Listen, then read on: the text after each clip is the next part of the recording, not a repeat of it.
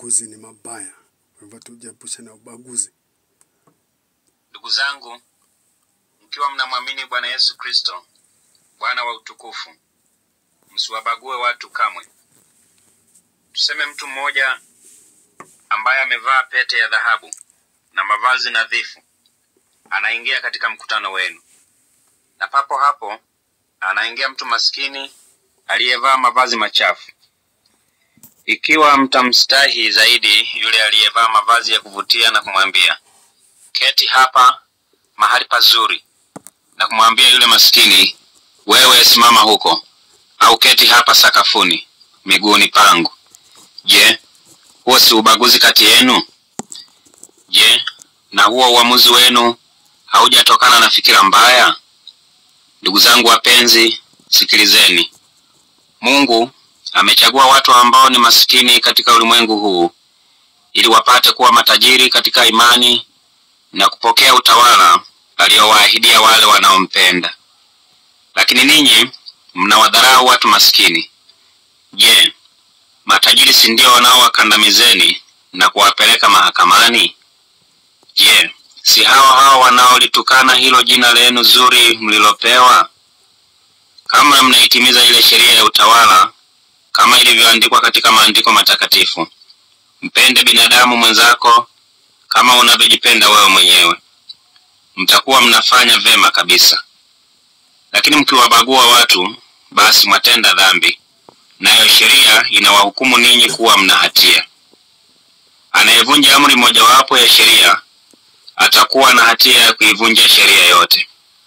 Maana yule aliyesema usizini alisema pia usiue. Kwa hiyo hata ikiwa hukuzini lakini umeua, wewe umevunja sheria.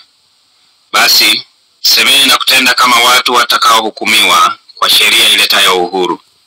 Maana Mungu hatakuwa na huruma atakapomhukumu mtu asiyekuwa na huruma, lakini huruma hushinda hukumu. Ndugu zangu, kuna faida gani mtu kusema ana imani lakini haonyeshi kwa vitendo? Je, hiyo imani yaweza kumuokoa? Tuseme kaka au dada hana nguo au chakula. Yafaa kitu gani ninyi kuwaambia hao, nendeni salama mkaote moto na kushiba, bila kuwapatia mahitaji yao ya maisha?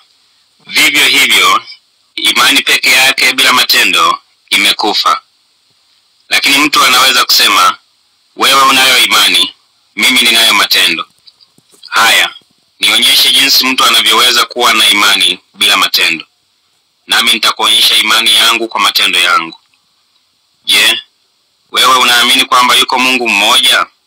Sawa, lakini hata pepo huamini hilo na hutetemeka kwa hofu. Mpumbavu we!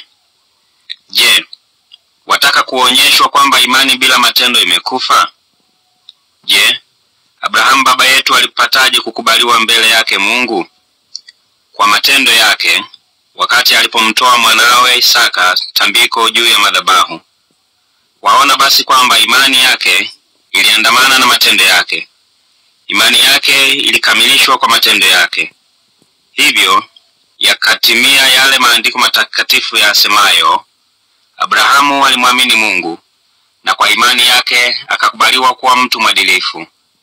Na hivyo Abrahamu akaitwa rafiki wa Mungu.